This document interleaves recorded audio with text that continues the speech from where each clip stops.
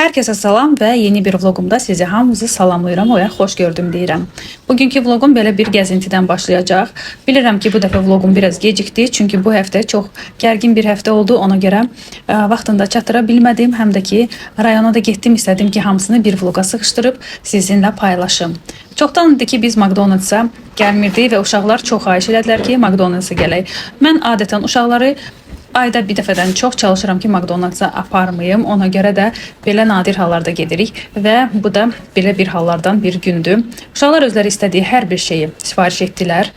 Bura gələndə icazə verirəm ki, istədiyi bir şeyləri alsınlar və böyüklər də bu dəfə uşaqlara qoşuldu. Mən də yoldaşım da özümüzə buradan sifarişlər elədi və çoxdandır Emil istəyirdi ki, getsin belə bir karuselə. Bu maşınları şəkildə görmüşdü və istəyirdi ki, bura gəlsin, bunlar da sürsün daha doğrusu. Biz də bu fürsəti ona yaratdıq.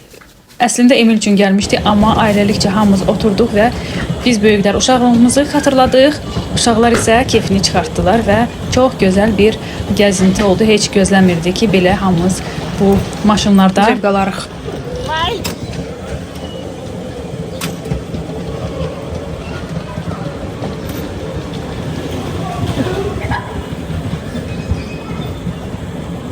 Hello.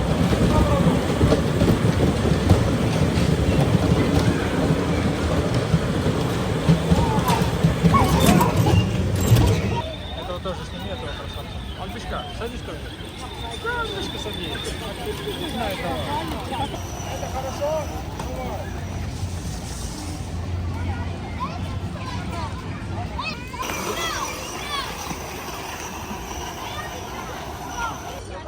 Все говорите привет.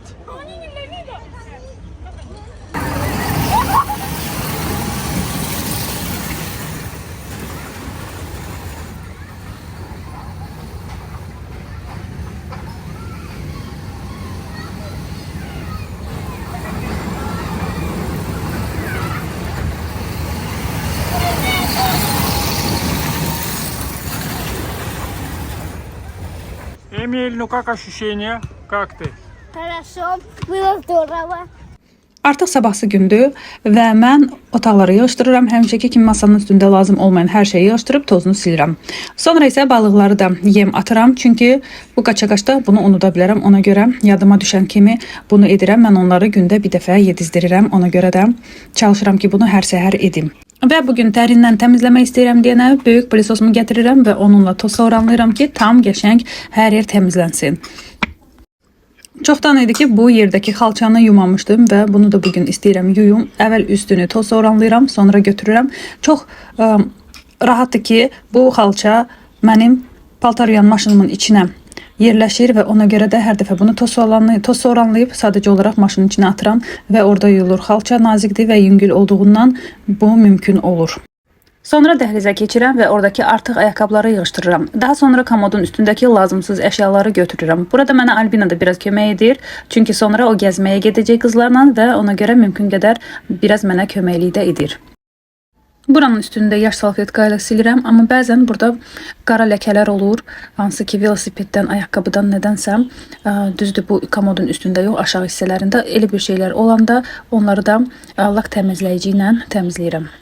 Və mətbəxə keçirəm. Mətbəxdə bu dəfə işə toz soranla başladım. Çünki bütün şkafları silmək istəyirəm. Yoxsa yerdəki zibillər alt fasadları silməyə mane olur. Ona görə də əvvəlcə toz soranlayıram, sonra hər tərəfi silməyə və qabları yumağa başlayıram. Bütün bunlardan sonra həmişəki kimi rakvinanı və onun ətrafındakı hər yeri silib təmizləyirəm.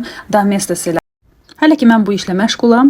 Fürsətdən istifadə edib söyləmək istəyirəm ki, keçən videonun altında bir izləyicim rəylərdə uşaq depressiyası haqqında öyrənmək istədiyini yazmışdı. Amma mən bu rəyə belə cavab vermək istərdim. Əlbəttə, mənim bu barədə ümumi anlayışım, ümumi məlumatım var. Lakin bu mənim sahəm olmadığı üçün məsləhət görərdim ki, şikayətləriniz və ya sizi narahat edən məqamlarla bağlı pediatrınıza müraciət edəsiniz və bu barədə onunla danışasınız. Çünki məhz o sizi lazımlı mütəxəssislərə yönləndirəcək.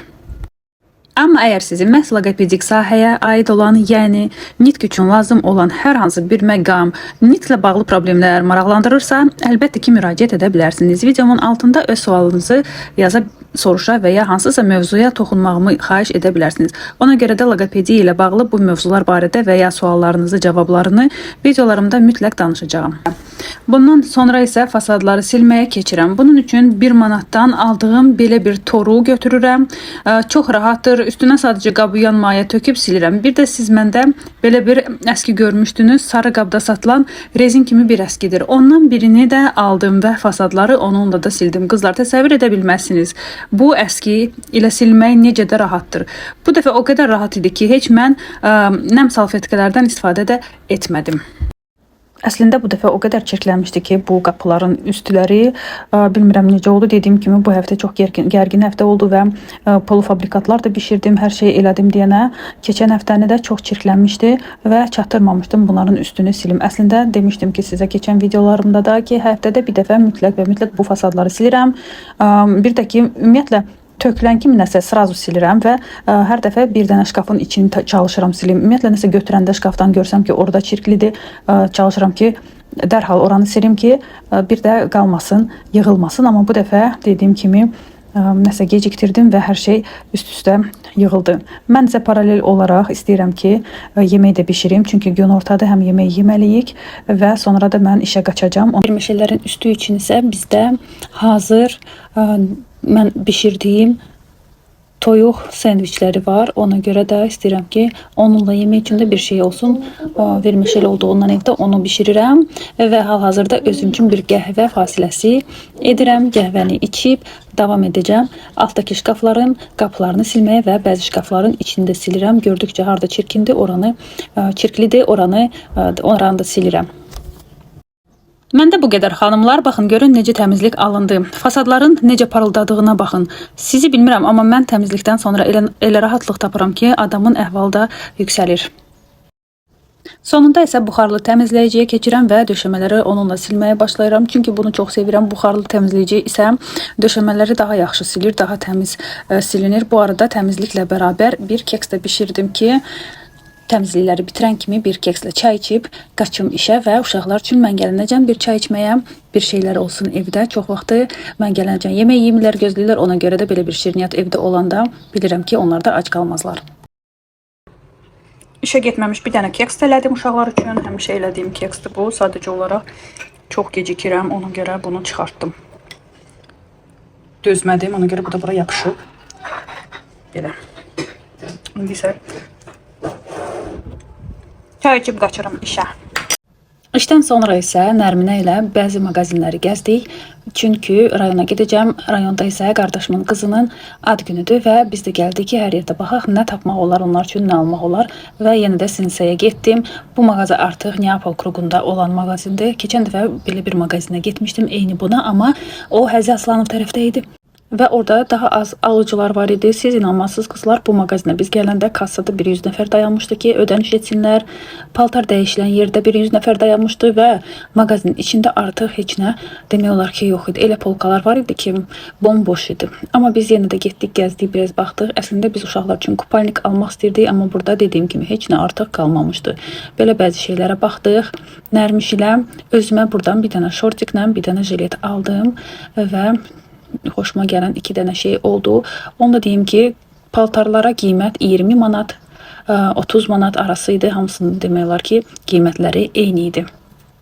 Təbii ki, bəzi şeylər ondan yüksək qiymətə də var idi, amma belə tam olaraq orta qiymət belə idi.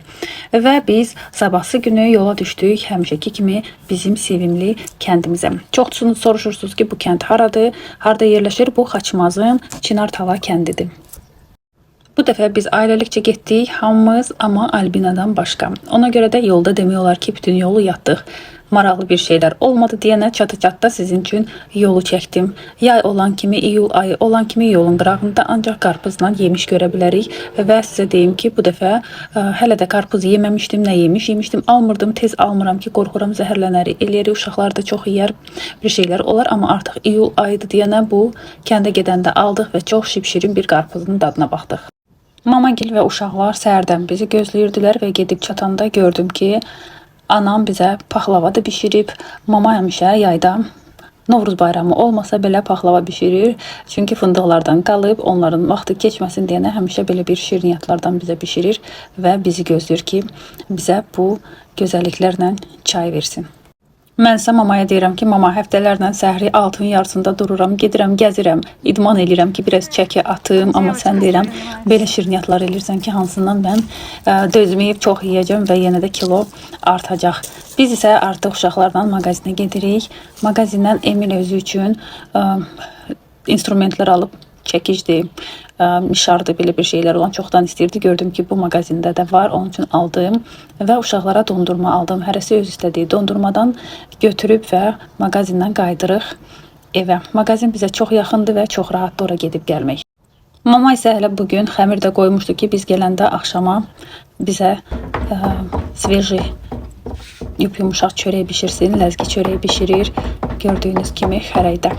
Və indi də mama biz qaydanda mağazindən gördüm ki, artıq bişirməyə başlayıb və mən də sizin üçün biraz çəkdim necə olur bu proses. Balacalıqdan bu kənddə bu çörəyi bişiririk və yeyirik. Dediyim kimi qardaşımın qızının ad günüydü və hal-hazırda qardaşımla onun yoldaşı da gəldi və Jasmin üçün ad günü üçün velosiped söz vermişdilər. Bu bacısı Adelinadır və köhnə velosipedlə gəlir, çünki onun ad günü deyil. Bu isə Jasminin yeni velosipedidir. Əslində zarafat edirəm.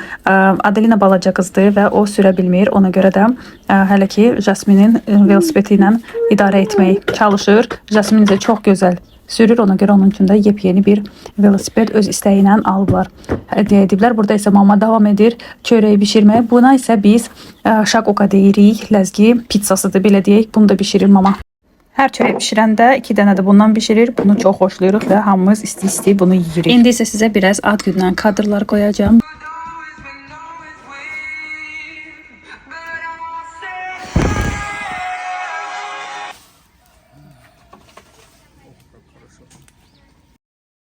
Belə bir gözəl tort sifariş etmişdi Jasmin və maması da bunun üçün sifariş edib hazırlayıb gətirib və belə bir video çəkirdilər. Burada isə artıq kebab üçün hər şey hazırlanır. Uşaqlar burada yığışıblar, hərəsi istədiyi işlə məşğuldur. Jasmin artıq yeməyə başlayıb. Dediyim kimi burada proses gedir. Samavar çayı öz yerində. Samavar çayı da qaynayır, odun doğranılır və həmişə kənddə olan gözəlliklər.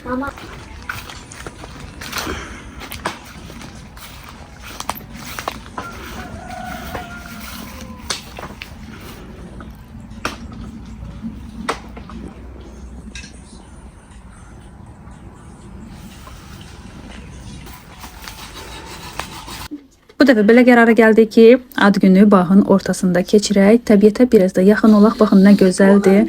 Deyirəm, heç bir restoran, heç bir bilmirəm, arendaya götürülən heç bir məkan belə gözəl ola bilməz. Təbiətə yaxın, gözəl səslər, təbiət səsləri və gözəl yeməklər. Bundan artıq nə istəyə bilərik? Она профессионал.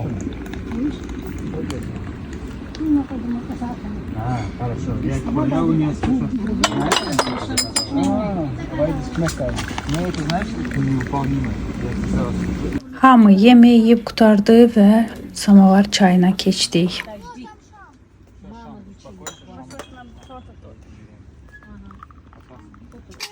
Это все?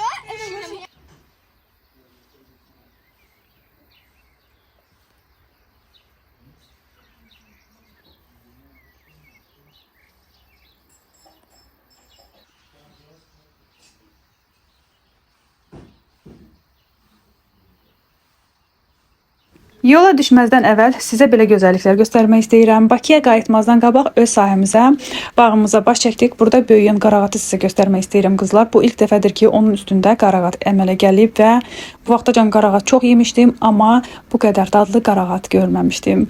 Başa düşürəm ki, bu ona görədir ki, çünki öz bağımdan birinci dəfədir ki, öz ağacımdan bu qarağatı yeyirəm və bunu söz ilə ifadə edə bilmirəm ki, nə qədər adama xoşdur, nə qədər adam bundan zövq alır. Hamımız, hərəmiz bir dənə olsa da yedik. Bundan zövq aldıq və yola düşdük Bakıya. Sizə isə demək istəyirəm ki, təşəkkür edirəm ki, videomu sonacan izlədiniz. Hələ də mənə abunə olmamışsınızsa, abunə olmağı unutmayın ki, mənim yeni videolarımı qaçırmayasınız. Özünüzə yaxşı baxın.